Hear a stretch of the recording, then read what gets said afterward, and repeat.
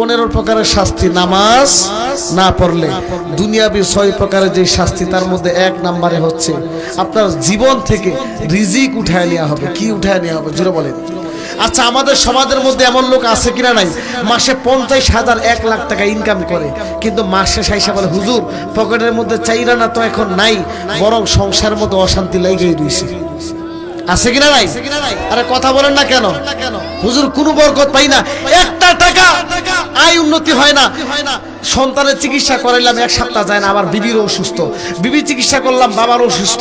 হুজুর এই 1 লাখ টাকা বেতন পাইয়া কোনো লাভ হয় না। আর ওই দিক থেকে মুয়াজ্জিন সাহেব, মসজিদের ইমাম সাহেব মাসে 5,000 7,000 টাকা বেতন পায়। কথা বলেন ঠিক কিনা? 2 নম্বরে হচ্ছে নামাজ না পড়লে আপনি যত ধরনের আমল করবেন, নামাজ ছাড়া কি অনেক মানুষ আছে নামাজ পড়ে না কিন্তু টুকটাক আমল করে, জিকির করে, আছে কিনা নাই? নামাজ ছাড়া যত ধরনের আমল করবেন, এই আমল আল্লাহর দরবারে কি হবে না? কি হবে না? কবুল হবে না। আপনি কিয়ামত পর্যন্ত চেষ্টা করেন, নামাজ ছাড়া কোনো আমল আল্লাহর দরবারে কি হবে না? কবুল হবে না। নাম্বার 3 হচ্ছে নামাজ না পড়লে আপনার কোনো ধরনের দোয়া, আমরা কি আল্লাহর কাছে দোয়া করি কি করি না? দোয়া করি কি করি না? যে আল্লাহ তুমি আমার সম্পদ দাও, বাচ্চা অসুখ, বিবি অসুখ, আল্লাহ তাআলা বিভিন্ন দোয়া করি কি করি না? নামাজ ছাড়া যত ধরনের দোয়া করবেন, আপনার কোনো ধরনের দোয়া আল্লাহর দরবারে কি হবে না? কবুল হবে না। তাহলে নাম্বার 4। নাম্বার 5 হচ্ছে নামাজ না পড়লে মসজিদের ইমাম সাহেব কি সকল বিশ্বের মুসলমানদের নাম ধরে দোয়া করে না? করে না? রব্বি গফিরলি ওয়ালি ওয়ালিদাইয়া ওয়ালিল মুমিনিনা ওয়াল মুমিনাত ওয়াল মুসলিমিনা ওয়াল মুসলিমাত ইয়াউমা ইয়াকুমুল হিসাব। আল্লাহু আকবার। দোয়া করে না? যখন গোটা বিশ্বের মুসলমানদের যখন ইমাম সাহেব দোয়া করবে, ওই দোয়ার মধ্যে আপনার কোনো ভাগ থাকবে? কথা বুঝছেন? ওই দোয়ার মধ্যে আপনার কোনো কি থাকবে না? অংশীদার থাকবে না। এটা শুধু কি পুরুষদের জন্য এই বয়ান নাকি মহিলাদের জন্য? মহিলাদের জন্য এই বয়ান। তাহলে 5 নাম্বার। 6 নম্বরে হচ্ছে আল্লাহর এই আরশে আজিমের চতুর্পাশে কিছু ফেরেশতা আছে, কিয়ামত পর্যন্ত এক শ্রেণীর ফেরেশতা দণ্ডায়মান অবস্থায় আল্লাহর জিকির করতেছে, আরেক গ্রুপ ফেরেশতা রুকু অবস্থায় আল্লাহর জিকির করতেছে, আরেক দল ফেরেশতা সেজদা অবস্থায় আল্লাহর জিকির করতেছে। কিয়ামত পর্যন্ত আল্লাহর বান্দাদের জন্য আসমানের রহমতের ফেরেশতারা আল্লাহর কাছে দোয়া এবং ক্ষমা প্রার্থনা করে। সুবহানাল্লাহ পড়ে। যেই ব্যক্তি নামাজ পড়ে না তার জন্য তো ফেরেশতারা দোয়া করেই না, বরং তার জন্য অভিশাপ করতে থাকে। নাউজুবিল্লাহ বলেন। তাহলে নামাজ পড়লে দুনিয়াবি 6 ধরনের শাস্তি গেল। এখন মৃত্যুর সময় আল্লাহ তুমি মাফ করো। মৃত্যুর সময় 3 ধরনের শাস্তি। 1 নম্বরে হচ্ছে সে এত পরিমাণ ক্ষুধার্ত থাকবে, দুনিয়ার সব খাবার যদি আপনার তারা খাওয়াইয়া দেন, এরপর কি মিটবে না? ক্ষুধা নিবারণ হবে না। 2 নাম্বার হচ্ছে সে এমন তৃষ্ণা অবস্থায় থাকবে, দুনিয়ার সব সাগর নদীর পানি, নালার পানি যদি খাওয়াইয়া তাকে শেষ করে ফেলেন, এরপরে তার কি মিটবে না? তৃষ্ণা মিটবে না। দেখবেন মৃত্যুর সময় অনেক মানুষ আছে পানি খাওয়ানোর পরে আবার বলে যে আমার পানি দাও, আছে কিনা নাই? তৃষ্ণা মিটে না। 2 নাম্বার 3 হচ্ছে আল্লাহ মাফ করুক, সর্বশেষ মৃত্যুর সময় সে বেঈমান হয়ে মারা যাবে। নাউজুবিল্লাহ বলেন। তাহলে 6 আর 3 কত হইল? 9টা হয়ে গেল। এবার কবরের 3 প্রকারের শাস্তি। কবরে যখন রাখার পরে এলাকার মানুষগুলা তার এতিমের মতন চির জিন্দেগির বিদায় দিয়ে যখন আহারে পাড়া প্রতিবেশী বন্ধু বান্ধব কবর রাইখা যখন চলে আসবে, সে পিছন থেকে ডাক দিয়ে বলবে, ভাই আমার রাইখা তুই কোথায় যাস? বন্ধু তোর সাথে এতদিন চলছি, আমার একা মাটির ঘরে রাইখা কই যাস? সাপ বিচ্ছুর ঘরে রাইখা আমার কোথায় যাও? যখন 40 কদম মানুষ অগ্রসর হয়ে যাবে নামাজ না পড়ার কারণে, এই কবর ডান পাশ থেকে এমন জোরে চাপ দিবে, বাম পাশ থেকে এমন জোরে চাপ দিবে, ডান পাজরে হাড্ডি বাম পাজরে ঢুকে যাবে, বাম পাজরে হাড্ডি ডান পাজরে ঢুকে 2 পাশের হাড্ডি একাকার হয়ে যাবে। নাউজুবিল্লাহ বলে। 1 কবরে 2 নাম্বার শাস্তি হচ্ছে ফজর নামাজ না পড়ার কারণে ফজর থেকে জোহর পর্যন্ত ওই জাহান্নামের ফেরেশতারা জাহান্নামের কুড়া দিয়ে আঘাত করবে আর বলবে, ফজর নামাজ কেন পড়লি না? ফজর থেকে জোহর পর্যন্ত আযাব দিবে। জোহর নামাজ না পড়ার কারণে জোহর থেকে আসর পর্যন্ত আযাব দিবে, কেন জোহর নামাজ পড়লি না? আসর থেকে মাগরিব, মাগরিব থেকে এশার পর্যন্ত 24 ঘন্টা আপনাকে এই জাহান্নামের কুড়া দিয়ে কি করবে? প্রহার করবে। নাম্বার 2 কবরের 3 নাম্বার শাস্তি হচ্ছে সূরা দাহারের একদম পৃষ্ঠার শেষের আয়াত, আলাইহা তিসআতা আশার, কবরের মধ্যে আযাবের 19 জন ফেরেশতা নিযুক্ত করে দিব। নাউজুবিল্লাহ। কয়জন ফেরেশতা? 19 জন ফেরেশতা। তাহলে 9 আর 3 কত হইল? জোরে কত হইল? 12। এখন কিয়ামতের ময়দানে 3 প্রকারের শাস্তি। কিয়ামতের দিন তো যারা আল্লাহর খাস বান্দা হবে, এই ফেরেশতারা আয়েশা ডাক দিয়ে বলবে, কুম বিইজনিল্লাহ ইয়া আব্দুল্লাহ, ও আল্লাহর বান্দা তুমি উঠো, আজকে ইসরাফিল সিংহায় ফু দিয়েছে, আল্লাহ দুনিয়ার কুলকায়দা সব ধ্বংস করে দিয়েছে, উঠো, আজকে হিসাব নিকাশ শুরু হয়ে যাবে। সেদিন ওই সম্মানের সাথে যারা নামাজি ছিল তাদেরকে ডাকা হবে, আর যারা বেনামাজি নামাজ পড়ে নাই তার মাথাটা নিচের দিকে দিয়া, পাও দুইটা উপর দিকে দিয়া টানতে টানতে ওই জাহান্নামের দিকে নিয়ে যাবে। নাউজুবিল্লাহ বলে। তাহলে কিয়ামতের ময়দানে 1 নাম্বার শাস্তি কি? মাথা নিচের দিকে, পাও দিলে কোন দিকে থাকবে? উপর দিকে থাকবে। 2 নাম্বার হচ্ছে রমরম নামক একটা জাহান্নাম আছে। বলেন ওই জাহান্নামের নাম কি? রমরম নামক একটা জাহান্নাম। ওই জাহান্নামের এক একটা বিচ্ছু এক একটা হাতির মতন, আর এক একটা সাপ এক একটা উহুদ পাহাড় পরিমাণ বড় হবে। নাউজুবিল্লাহ বলেন। ওই রমরম নামক জাহান্নামে আপনাকে নিক্ষেপ করা হবে। কিয়ামত দিনের 3 নাম্বার শাস্তি হচ্ছে, আরে আপনার মালিক যদি হাজারো হাজী সাহেব হওয়া সত্ত্বে, নামাজি হওয়া সত্ত্বে, ইমানদার মুমিন মুত্তাকি হওয়া সত্ত্বেও যদি কিয়ামতের দিন যদি আপনার মালিক যদি আপনার দিকে না থাকে, আপনার কোনো জান্নাতে যাওয়ার ব্যবস্থা আছে? একটু জোরে আওয়াজ করে বলেন।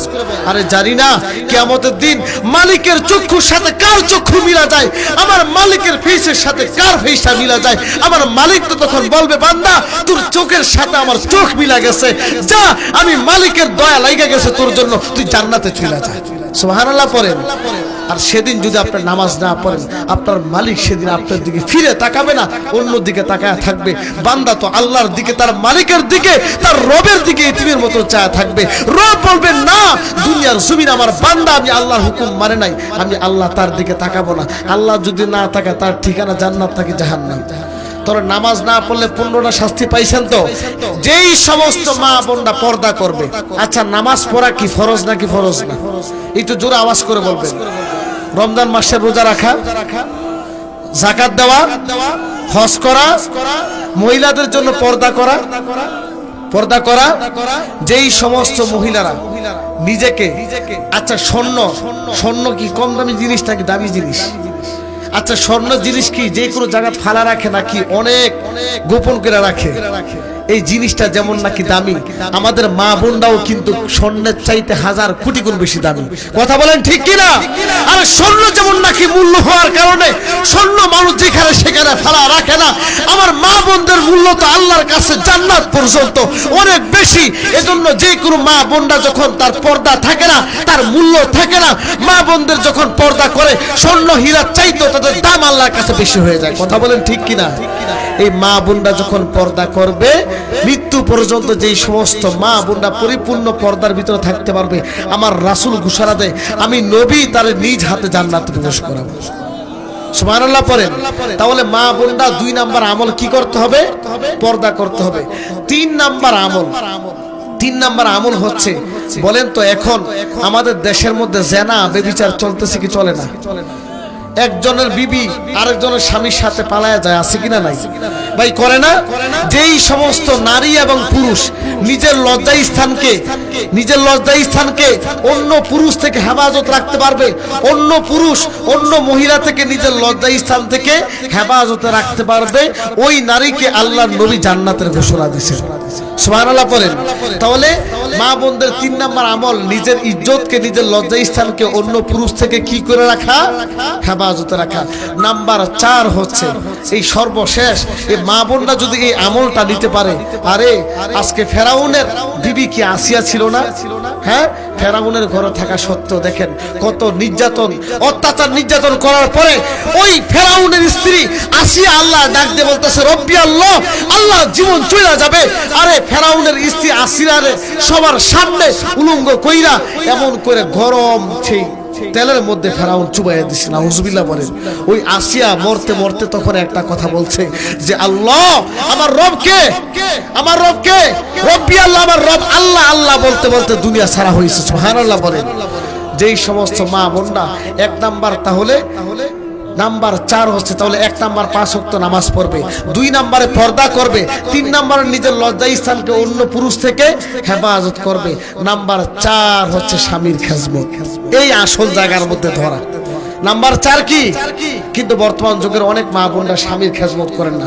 আজকে একটা আল্লাহর নবীর হাদিস শুনা যান, যদি একটা মহিলা সেজদা দিতে দিতে কপালের মধ্যে কালো দাগ বানায় ফেলছেন, তাহাজ্জুদ পড়তে পড়তে জীবনটা শেষ করে দিবেন, একটা মহিলা যত আমল করুক, যত নামাজ পড়ুক, যত বড় আল্লাহর ওলিনি হয়ে যাক, যত বড় আবেদা হয়ে যাক, যত বড় জহেরা হয়ে যাক, যদি স্বামীর খেজমত না করে, কোন স্বামী যদি তার স্ত্রীকে বইলা যায় যে আমি তোমার উপর অসন্তুষ্ট, এই কথাটা বইলা যদি ওই স্বামী ইন্তেকাল করে, ওই স্ত্রী ডাইরেক্ট জাহান্নামী, নাউজুবিল্লাহ বলে। শুধু তাই না, বুখারী শরীফের আরেকটা হাদিস আছে, যদি কোনো স্বামী তার স্ত্রীর উপর রাগ কইরা এক রাত, কয় রাত, এক রাত, কোন স্ত্রীর উপর যদি কোনো স্বামী রাগ কইরা একটি রাত যাপন করে, আল্লাহর নবী ওই মহিলার উপর অভিশাপ দিছে, নাউজুবিল্লাহ বলেন। কয় রাত? আজকে এমনও সংসার আছে যে বছর কি বছর যায়, মাস কি মাস যায়, স্বামী স্ত্রী কথা বলে না, আছে কিনা নাই? একসাথে থাকে না, আছে কিনা নাই? আর যেই জায়গার মধ্যে এক রাতের কথা বলছে। এই জন্য মা বোনরা যদি স্বামীর খেজমত করতে পারেন, ওই স্বামী যদি জবান দিয়ে একবার বলে আল্লাহ আমার স্ত্রী আমার খেজমত করছে, আমি তার উপর রাজি খুশি হয়ে গেলাম, আমার আল্লাহ ঘোষণা দেয় তার স্বামী তার উপর রাজি খুশি হওয়ার জন্য, আমি আল্লাহ তার উপর রাজি খুশি হয়ে গেলাম। যেই সমস্ত মা বোনরা এই 4টি আমল করতে পারবেন, ওই সমস্ত মা বোনদের জান্নাতের ঘোষণা দিয়েছেন কে? আল্লাহ। ওই আমল করতে রাজি আছেন কি? আচ্ছা, এটা কি? এই মাদ্রাসা মসজিদ কার ঘর? জোরে বলেন। মসজিদ আল্লাহর ঘর না? আজকে আমার গলাটা অনেক ভাঙ্গা, 3 দিন ধরে ঠান্ডা, চট্টগ্রাম মাহফিল করে আসছে, এখান থেকে গলাটার অবস্থা খুব খারাপ, টানতেও পারি না, কথাও বলতে পারি না। আচ্ছা, মসজিদ কার ঘর? মাদ্রাসা? মাদ্রাসা আল্লাহর ঘর। নবীর ঘর কার ঘর? আচ্ছা, আপনাদের কাছে একটা প্রশ্ন রাখি, নবীর সুপারিশ ছাড়া কোন উম্মত জান্নাতে যাওয়ার পারমিশন আছে? একটু জোরে বলবেন। আরে আমার নবী যতক্ষণ পর্যন্ত শেফাআতে কুবরা না করবে, ততক্ষণ পর্যন্ত নবীর উম্মত কেন, কোন নবীরও তো পারমিশন নেই। কথা বলেন ঠিক কিনা? ওই নবীরে যদি মহাব্বত করে, ওই নবীর সাথে যদি মহাব্বত রাখে, ওই নবীরে ভালোবাসলে, নবী যদি ডাক দিয়ে বলে আল্লাহ, মাকামে মাহমুদে গিয়ে ডাক দেবে আল্লাহ, আমার আল্লাহ যখন ডাক দিয়ে বলবে নবী তোমার একটা উম্মত আমার কাছে আসছে, গুনাহগার উম্মত, নবী আপনি আপনার এই উম্মতকে চিনেন কিনা? আমার নবী ডাক দিয়ে বলবে ভাইরে, আমার এই উম্মত দুনিয়াতে আমার সুন্নাত ছাড়ে নাই, আমি নবীর মহাব্বতে মাদ্রাসারে মহাব্বত করছে, কোরআনের ঘরে মহাব্বত করছে, আমি এই উসরা আল্লাহ আমার এই উম্মত দুনিয়ার জমিনে আমি নবীর ঘর মাদ্রাসারে মহাব্বত করছে, এই খাতিরে তুমি তার জান্নাত দিয়ে দাও। আর নবী বলতে দেরি, আমার আল্লাহ তাআলা জান্নাত দিতে দেরি হবে না। সুবহানাল্লাহ বলেন। তাহলে ওই নবীর সাথে হাসর নাসর করতে কারা রাজি আছেন? একটু হাত তুলে দেখান। সবাই রাজি আছেন তো ইনশাআল্লাহ?